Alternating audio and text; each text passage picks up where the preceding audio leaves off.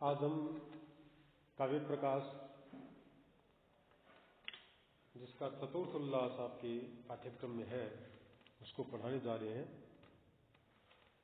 जैसा कि आपको विदित है, आचार्य मम्मट ने काव्य के 3 भेद किए थे। उत्तम काव्य जिसे ध्वनि काव्य कहा गया, मध्यम काव्य जिसको पूर्ववर्ती आचार्य ने गुणीभूत व्यंग्य काव्य कहा था, और अवर काव्य जिसको उन्होंने चित्र काव्य कहा था।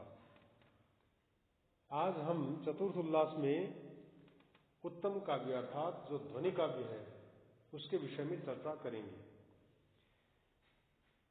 आचार्य मम्मट कहते हैं, यद्यपि शब्दार्थ और निर्णय कृते दोष गुणालंकाराणाम स्वरूपम विधानीयम तथापि धर्मिण प्रदर्शिते धर्माणाम हेयोपादयेता ज्ञायता इति प्रथमम काव्य भेदान आह। अर्थात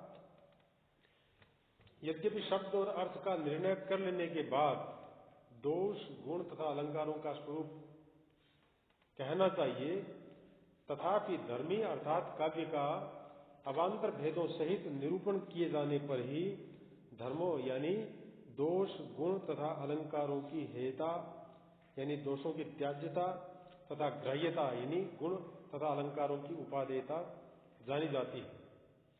इसलिए ग्रंथकार प्रथम काव्य के भेदों को बतलाते हैं, अर्थात जो उत्तम काव्य है या जो ध्वनि काव्य है उसके कितने प्रकार हैं।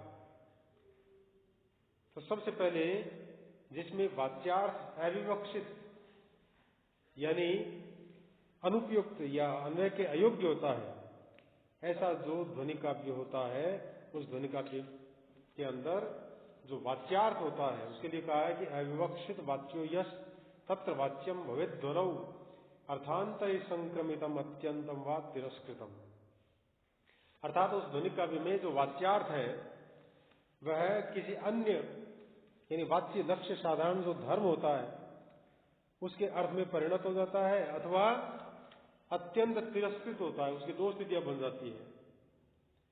इस प्रकार अविवक्षित वाच्य ध्वनि के 2 भेद हो जाते हैं, अर्थांतर संक्रमित वाच्य ध्वनि और अत्यंत तिरस्कृत वाच्य ध्वनि। अविवक्षित वाच्यो यह तत्र वाच्यम भवेत् ध्वनौ अर्थांतरे संक्रमितम अत्यंतम व तिरस्कृतम। तो 2 भेद हो गए यहां पर उत्तम काव्य के, अर्थात अर्थांतर संक्रमित वाच्य ध्वनि और अत्यंत तिरस्कृत वाच्य ध्वनि। पहले देखो जो ध्वनि है वह 2 प्रकार की बनती है। एक तो लक्षणामूला ध्वनि, ये लक्षणामूला ध्वनि के यहां पर भेद किए जा रहे हैं। लक्षणामूलक जो ध्वनि होती है उसमें लक्षणा उसके मूल में रहना जरूरी है। तो लक्षणामूला जो ध्वनि है वह 2 प्रकार की यहां पर बतलाई गई है। एक तो अर्थांतर संक्रमित वाच्य ध्वनि और दूसरा अत्यंत तिरस्कृत वाच्य ध्वनि। इन दोनों शब्दों को समझ लो। पहला अर्थांतर संक्रमित वाच्य ध्वनि, इसका मतलब क्या होता है? जहां पर अन्य अर्थ में जो वाच्यार्थ है वह तब्दील हो जाता है, बदल जाता है, अर्थांतर संक्रमित वाच्य ध्वनि कहलाता है। और दूसरा अत्यंत तिरस्कृत वाच्य ध्वनि, जिसमें जो वाच्यार्थ है उसको बहुत तिरस्कृत कर दिया जाता है, अर्थात उसको ध्यान ही नहीं दिया जाता है। इस कारण से ध्वनि काव्य के 2 प्रकार के भेद यहां पर इन्होंने लक्षणामूला ध्वनि के किए हैं। अर्थात लक्षणामूला ध्वनि में एक तो स्थिति यह बनती है कि जो वाच्यार्थ होता है वह एकदम तिरस्कृत हो जाता है, उसको छोड़ ही दिया जाता है। और एक ऐसा होता है जिसमें वाच्यार्थ को भी रखा जाता है, लेकिन वह अन्य अर्थ में संक्रमित हो जाता है, दूसरे अर्थ में बदल जाता है। वही अर्थ वास्तव में क्या होता है? वही लक्षणा भी 2 प्रकार की होती है ना आपके। कौन कौन से भेद में थे? लक्षणा में 2 स्थितियां बनी थी ना। एक तो लक्षणा ऐसी होती है जहां पर वाच्यार्थ जो है जिसको हम उपादान कहते हैं, उस वाच्यार्थ को भी रखा जाता है और उससे संबंधित अन्य अर्थ को भी ग्रहण कर लिया जाता है। एक लक्षणा वह होती है जो लक्षणा होती है जहां पर जो वाच्यार्थ है वह स्वयं को एकदम छोड़ देता है अन्य के लिए। तो जहां पर वाच्यार्थ स्वयं को रखता हुआ अन्य अर्थ की सिद्धि करता है, ठीक है ना, अपने अर्थ को सिद्ध कर लेता है और अन्य अर्थ को भी साथ में सम्मिलित कर लेता है, वह तो है उपादान। और लक्षण लक्षणा में क्या होता है, जो वाच्यार्थ है वह स्वयं को एकदम ही छोड़ देता है, किसके लिए, अन्य अर्थ के लिए, अन्यार्थ के लिए, उसका एकदम तिरस्कार हो जाता है। तो इस कारण से जो ध्वनि काव्य है, लक्षणामूला जो ध्वनि है वह दो प्रकार की हो जाती है, एक तो अत्यंत तिरस्कृत वाच्य ध्वनि और दूसरा अर्थांतर संक्रमित वाच्य ध्वनि, जिसमें जो वाच्यार्थ है वह अन्य अर्थ में संक्रमित हो जाता है, वह अर्थांतर संक्रमित वाच्य ध्वनि कहलाता है। और दूसरे में जो वाच्यार्थ है उसको पूर्णतया छोड़ ही दिया जाता है, वह अत्यंत तिरस्कृत वाच्य ध्वनि कहलाती है, ठीक है। तो ध्वनि के पहले दो भेद किए गए, कौन कौन से भेद किए भाई, सबसे पहले तो लक्षणामूला, इसको यहां पर क्या कहा गया है, लक्षणामूला यानी अविवक्षित वाच्य ध्वनि, और दूसरा अविधामूला, इसको क्या कहा गया है, विवक्षित वाच्य ध्वनि, जिसमें वाच्यार्थ को सुरक्षित रखा जाता है, वाच्यार्थ की कामना रहती है। तो इस प्रकार से दो प्रकार के भेद यहां पर इन्होंने बतला दिए गए हैं, अविवक्षित वाच्य ध्वनि के दो प्रकार हो गए। आगे चलते हैं, लक्षणामूल गूढ़ व्यंग्य प्राधान्य सत्य व अविवक्षितम वाच्यम यत्र सद्ध्वनौ इत्यनुवादात् ध्वनिरिति ज्ञेयः। अर्थात लक्षणामूलक गूढ़ व्यंग्य की प्रधानता होने पर ही जहां वाच्यार्थ अविवक्षित होता है वह अविवक्षित वाच्य ध्वनि काव्य है, ऐसा हमें समझना चाहिए। क्योंकि ये जो कारिका है इसमें ध्वनौ, यह जो पद है इसके द्वारा ऐसा अनुवाद हमें प्राप्त होता है, क्योंकि अध्याय ध्वनि इस शब्द का यहां पर पहले से जहां लक्षण किया गया था वहां से अध्याय कर लिया जाता है, यहां पर ध्वनौ इति अनुवादात् ध्वनिरिति ज्ञेयः। तो ध्वनौ इस पद के द्वारा यहां पर पहले जिसका अध्याय किया गया था, ऐसे ध्वनि शब्द का यहां पर अनुवाद कर लिया जाता है। तो कहने का मतलब ये है, मैंने आपको बता दिया पहले कि अविवक्षित वाच्य ध्वनि क्या होती है, लक्षणामूलक जो ध्वनि है उसका ये भेद बता दिया, जहां पर वाच्यार्थ अविवक्षित होता है, वाच्यार्थ की इच्छा ही नहीं होती, वाच्यार्थ जहां पर चाहा ही नहीं गया, अविवक्षित का मतलब न चाहा गया, वाच्य का मतलब वाच्यार्थ। ऐसी ध्वनि जिसके मूल में लक्षणा तो है लेकिन उससे पहले जो वाच्यार्थ प्राप्त होता है वह पूर्णतया अविवक्षित रहता है, उसको हम यहाँ पर अविवक्षित वाच्य ध्वनि कहेंगे। अब इसका उदाहरण देते हैं, तत्र च वाच्यम क्वचित अनुपयुज्यमानत्वादर्थांतरे परिणमितम् इति यथा त्वामस्मि वत्स्मि विदुषाम समवायोऽत्र तिष्ठति आत्मीया मतिमास्थाय स्थितिमत्र विधेहि तत् अत्र वचनादि उपदेशादि रूपतया परिणमति। तब ये उदाहरण दे दिया यहां पर, जिसके द्वारा आपको अर्थांतर संक्रमित वाच्य ध्वनि जो है उसको समझा दिया गया है।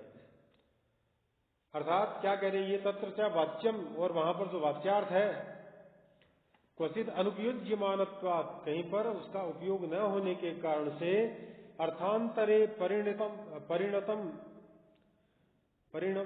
गलत है, परिणमितम, जिसमें तब्दील हो जाता है, अन्य अर्थ में बदल जाता है, उसका उदाहरण ये देखिए आप, जहां पर वाच्यार्थ अन्य अर्थ में बदल जाता है, अर्थांतर संक्रमित वाच्य ध्वनि, जहां जिसको अविवक्षित वाच्य ध्वनि कहा जाता है, उसमें कहीं तो वाच्यार्थ अपने रूप में अनुपयुक्त हो जाता है, अविवक्षित हो जाता है, अनभिप्रेत हो जाता है। इस कारण से यहां पर इसका उदाहरण देकर के इसको समझाया जा रहा है। क्या है, त्वामस्मि वस्मि विदुषाम समवायोऽत्र तिष्ठति। कोई बाप अपने बेटे के साथ में गया है या गुरु के साथ में शिष्य होगा, वो कह रहा है अहम त्वाम वस्मि, मैं तुझे कह रहा हूं, मैं तुझे बतला रहा हूं कि यहां पर क्या है, अत्र विदुषाम समवायः तिष्ठति, यहां पर विद्वानों का या पंडितों का समुदाय उपस्थित है। इसलिए क्या करना चाहिए तुम्हें? मतिम आस्थाय स्थितिम अत्र तत् आत्मीयाम मतिम आस्थाय अत्र स्थितिम तत् विधेहि। इस कारण से तुझे अपनी बुद्धि का आश्रय लेकर के और यहाँ सावधानी से व्यवहार करना चाहिए, बड़ी सावधानी पूर्वक यहाँ पर बोलना चाहिए, अपना व्यवहार करना चाहिए। विद्वानों का समुदाय चाहे जैसे तुम यहाँ पर बोल नहीं सकते हो। तो वाक्यार्थ तो ये प्राप्त हुआ कि मैं पढ़ देता हूं इसको, मैं तुम्हें ये बतलाता हूं कि यहाँ पंडितों का समुदाय उपस्थित है, इसलिए तुम अपनी बुद्धि का आश्रय लेकर यहाँ सावधानी से व्यवहार करना। यहाँ पर वच्मी जो शब्द है इसका सीधा अर्थ तो क्या होता है? कहना, बोलना। लेकिन यह अर्थ यहाँ पर विवक्षित नहीं है, इस अर्थ को पूर्णतः यहाँ पर छोड़ दिया गया है। इसकी वक्ता जब सुनता है, इसको बोलता है, तो श्रोता सुनता है, तो श्रोता इस अर्थ को बिल्कुल ही छोड़ देता है। बोलता हूं इसका मतलब क्या है? बात बोलने का मतलब ही नहीं है। बोलने का मतलब यहाँ पे क्या है? उपदेश, मैं आपको उपदेश दे रहा हूं, उपदेश के रूप में यहाँ पर तब्दील हो जाता है। तो अत्र वचनादि उपदेशादि रूपतया परिणमति। यहाँ कहना या वचन या कथन या बोलना आदि जो शब्द का अर्थ है उसको छोड़ करके उपदेश रूप अर्थ को ग्रहण कर लिया गया, यह अन्य अर्थ है। तो वाच्यार्थ यहाँ पर अन्य अर्थ में तब्दील हो गया, बदल गया। इसलिए ये क्या हो गया? अर्थांतर संक्रमित वाच्य ध्वनि का उदाहरण बन गया। ठीक है। इसी प्रकार से एक उदाहरण और दे रहे, दूसरे का उदाहरण, क्वचित अनुपपद्यमानतया अत्यंतम तिरस्कृतम यथा। ये अत्यंत तिरस्कृत वाच्य ध्वनि का उदाहरण यहां पर दिया जा रहा है कि कहीं कहीं वाक्यार्थ उपयुक्त न होने के कारण अत्यंत तिरस्कृत हो जाता है, अन्यार्थ को लक्षित करने वाला हो जाता है। कैसे?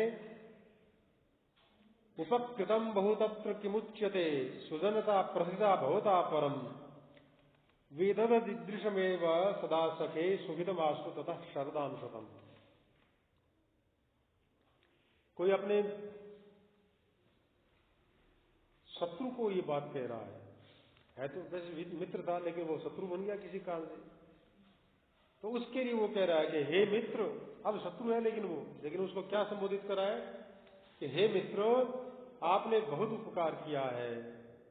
ये वाच्यार्थ है, वाच्यार्थ सुनते जाओ। इस विषय में क्या कहा जाए, अर्थात मैं क्या कहूं इस विषय में? आपने तो केवल सज्जनता दिखलाई है, इसलिए ऐसा ही करते हुए सैकड़ों वर्षों तक सुखपूर्वक जियो। शत्रु के लिए से कोई कहता ही नहीं है। जब कोई शत्रु को ऐसी बात कह रहा है तो वहां पर ये जो वाच्यार्थ है इसमें बिल्कुल ही छोड़ दिया जाता है, अन्य अर्थ में तब्दील नहीं होता है। वहां पर तो क्या था? वच्म का अर्थ उपदेश के रूप में बदल गया था। यहां पर क्या है? जो वाच्यार्थ है मतलब उसमें कहना तो है लेकिन उपदेश रूप उक्ति है वहां पर। लेकिन यहां पर तो अर्थ को बिल्कुल छोड़ ही दिया गया, बिल्कुल उससे उल्टे अर्थ को ले लिया है।